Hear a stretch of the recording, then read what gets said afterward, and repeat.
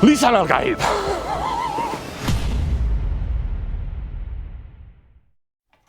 Hello and welcome back to another episode of Screen Tested. Today we're delving into the Dune universe. Yes, with part 3 right around the corner, I thought it was the perfect time to talk about one of my biggest pet peeves with the DUNE Combat. Yes, we're not necessarily going to be taking a look at the Crysknife or Crysknife. We might touch on it very briefly along with some of the other blades, but generally what I wanted to talk about and discuss is the actual combat system. You see, in theory, in principle, I absolutely love it, right? In a sci-fi universe where you have guns and blasters and phasers and all that sort of stuff. How do you get single ritualistic combat? Well, you have something like shields. I love the idea. However, I have two main pet peeves with it. The first one being that how it's explained in the books, we never see that on screen. We see it once and then never again, right? Second issue that I have with the combat system, if we want to call it that, is if you look at how the human body moves, how we strike, how we fight, how we spar, how we train, it's kind of completely opposite to how the DUNE shield combat would actually work. So I wanted to put it a little bit to the test, see if it's possible to move your body in the way that's required to actually get past a shield. Can you be fast enough to still slash? Can you be fast enough to still stab? So with that being said, let's get out there and see if the DUNE combat system makes any sense. So here is our Crysknife or Crysknife. I call them Crysknives because Crysknives are actually they're an actual thing. So to me, I just say Crysknives. Anyway, this is the 3D printed one that I made. I'm actually really happy with it. I think it turned out kind of awesome. And I actually have, I mean, it's not mine, but I have handled one of the official replicas, and this thing is like 99% accurate. Like, this is basically the same, and this cost me like nothing and took like 5 minutes of time. Anyway, I really like this. All right, so where should we start with this? Because obviously we're going to be talking more about the combat dynamics in today's episode, but I think we should just start off with a little bit of a general overview. Obviously we're talking about a lot of these you know, the current modern DUNE trilogy for a lot of the designs and all that sort of stuff, right? So starting off with the blade designs. Most of the blade designs in part 1 and 2 are like, I am not even joking, right? Usually there's like, no, there's pros and cons, there's good, there's bad. All of them are Mole Ninja shit. Like, they're really, really bad. And especially for the context of the world that they occupy, all of them are essentially slash-centric Mole Ninja weapons, which when we talk about, you know, obviously the actual fighting style and the shielding technology, doesn't make sense. And like, just as general types of weapons, general types of swords and stuff like that, they're really, really bad. They're actually not very good at all. I don't know who designed the swords in the current DUNE trilogy, but man, they are not good at all. The only good ones is the Crysknife, the Crysknife. This is actually really, really fantastic for a couple of different reasons. And the Emperor's little blade, you know, short sword if we want to call it that. Really like that design as well. Those two are fantastic. Everything else is kind of not really that good, I'm not gonna lie. All right, so let's talk about this before we talk about the combat. Why is this so good? Well, the reason why I like it is, first off, the handle is actually really incredibly ergonomic. It feels good in the hand. In terms of the length of the blade, this is like the perfect length for a fighting knife. This is really important, right? If I'm gonna be fighting someone with a knife, right, I want it to be a specific type of length. Any shorter than this, and you're really gonna have a bit of a, you're gonna struggle a bit. But this particular length, really, really good. Fantastic in terms of the length, right? You've got enough that you can still keep people at range, at point, while at the same time, you know, having some sort of reaction time to be able to defend yourself, that sort of stuff. The only issue that I have with it is that we just don't have a guard. And for two reasons. Obviously, they're doing knife fighting, so having a guard would be really, really, you know, logical, to put it mildly. But second of all, there's nothing to stop your hand slipping straight onto the blade and cutting your fingers off. So my biggest gripe with this design, and this goes for most of them, actually the Emperor's one did have kind of like a contoured handle, which would stop your hand sliding on, but this one does not. This does not have a good enough handle to stop your hand sliding onto it, right? But apart from that one thing of having a guard, I like the design. I like the shape of it. I like the geometry of it. Kind of a diamond cross section, super into that. I actually like that it has the kind of like this nice little swell here as well, and then obviously that tip for the thrusting application. fantastic. Now, a lot of the Kryze knives, Chris knives, there is some slight variance in designs between characters, all that sort of stuff. But if we're going for this kind of, the iconic one, the one that they use for all their promotional material, super into it, love it. The rest of the blades, not so much. Anyway, let's get on to the main course, the combat. The spice opens the mind. So then you can say, ah, this is spicy.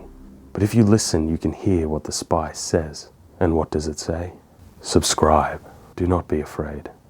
Fear is the mind killer. Subscribe. So we have the DUNE book here specifically for reference about the shields, obviously, because we need to talk about how they work and how the fighting actually works. So page 37, in shield fighting, one moves fast on defense, slow on attack, Paul said. Attack has the sole purpose of tricking the opponent into a misstep, setting him up for the attack sinister. The shield turns the fast blow, admits the slow kinjal. Paul snapped up the rapier, feinted fast, and whipped it back for a slow thrust, time to enter the shield's mindless defenses.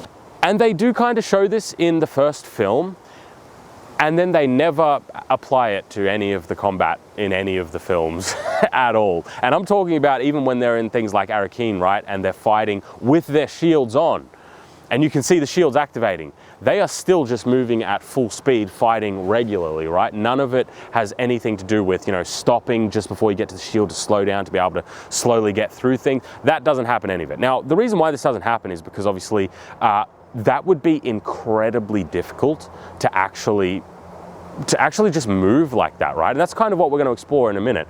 But to actually move your body in such a way where you're able to fight at full speed, stop, and then actually move slow enough to get through a shield and things like that, your body, without specialized training, your body just really doesn't like moving like that in kind of like a very jerky motion, especially in a way where you're able to fight another skilled combatant, right, in such a way that when you go to swing the blade at them, stop, and they have enough time essentially to just react or move, or even move their body, which will activate their own shield, right?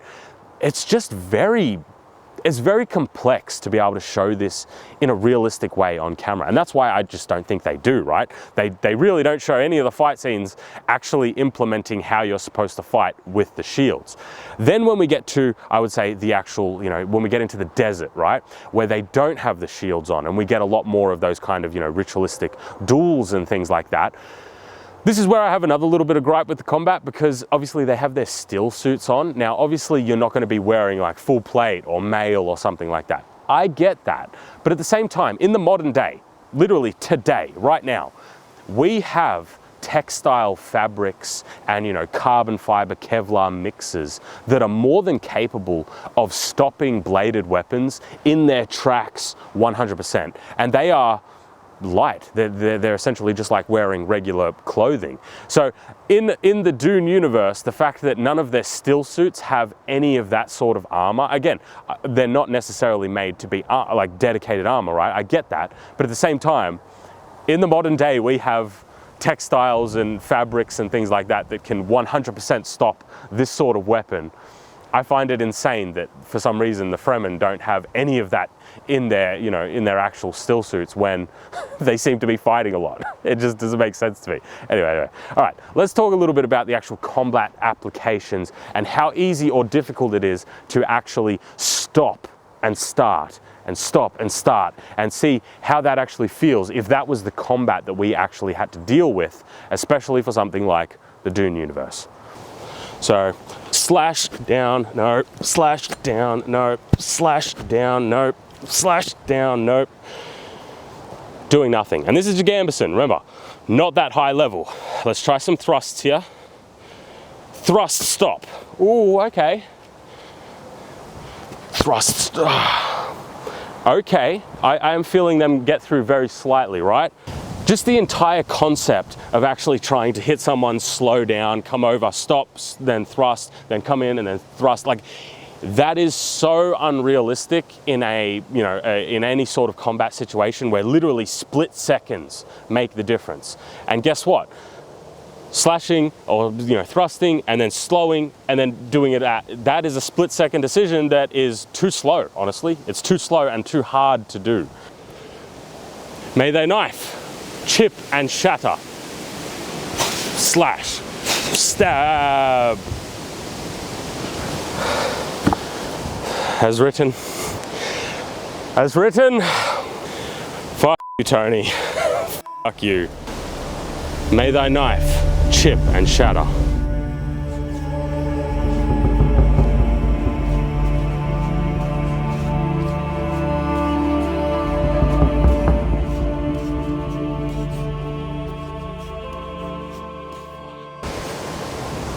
That's terrible to do.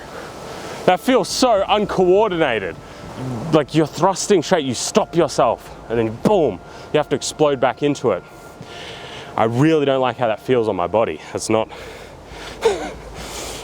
There was a lot of words I said in there that I don't like that I said them in that particular order. Holy shit.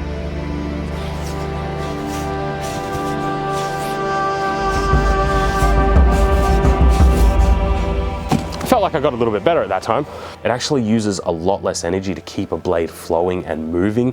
Completely stopping and starting every time you do a swing or a hit actually uses a lot of energy. Second is the way that you actually have to stop, right? You are swinging a blade at speed and completely stopping it on a dime. It's really, really hard on your bones, your ligaments, your muscles. It's actually kind of really difficult. And then obviously from that completely stopped position to explode back out into it, to put enough energy and force to actually, slash or, stab your target, is just really hard on the body. So you're probably wondering, why don't you just slow down more gradually? Well, the first issue is it just gives them a lot more time to react or block or parry, defend, or step out of measure. And additionally, at that speed, it essentially just becomes sparring or play fighting. Specialized weapons. Like I kind of mentioned not too long ago, when you have a particular issue that weapons need to overcome, the design will change to be able to overcome the certain limitations. Now, my thought is that if somebody had a shield that I had to get through and, you have to kind of slow down enough, you have to do all these sorts of things that are really, really difficult to actually execute in real world combat, the best way to go about it would be something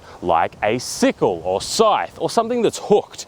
Specifically in a dual wielding configuration, because it means that I could, get past my opponent, they are then stuck, they can't go anywhere, and then I can come in and slowly attack with my main blade, right? So this sort of configuration would be kind of what I would probably answer the Dune universe shields with. I would be pretty much doing no slashing. I'm gonna be honest with you.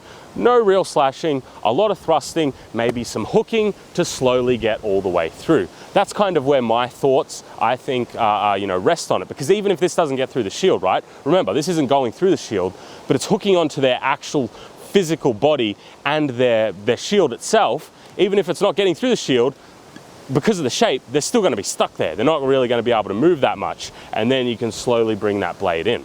So I think these sorts of weapons, in conjunction with something very thrust-centric, would be a perfect way to counter the Dune universe's shields. Then I think we get into one of our last and final points, and that is grappling. If you have a shield, and I do like that we see this. We do see this in the first film. They do grapple. They are, grappling with it. I really, really love that. I think we'll see a lot more grappling, especially if someone has a shield, because like I said, the best way to actually get through something like this is if you have them physically on the ground, they can't really move, then you can slowly press your blade in. So the DUNE Combat, what do we think? And I'm talking specifically about how it's depicted in obviously the most recent films, right? Because I do think that they did a good job in the first film of explaining how the combat should work. And then they essentially never implemented that in the slightest in any of the films. I think that it is obviously a concept that sounds really good in general, but when you actually try to apply it, it's much more difficult than it first seems. So while thrusting is a completely valid way, I think, to get through the shields, obviously, I do think a lot of the slashing would be basically useless and pointless, which, obviously, like we said, when it comes to fight choreography and stunt work and all that sort of stuff, slashes are more safe than thrusts, just in general. So I get all of it, but it is very funny to me that we open up the film and, we're explaining how everything works and why the world works the way that it does, and then they never do that. Anyway, I think that's going to be all. I just kind of wanted to ramble a little bit about the DUNE Combat because obviously we have the next film coming up. I will be very interested to see how they play the combat out in that in particular.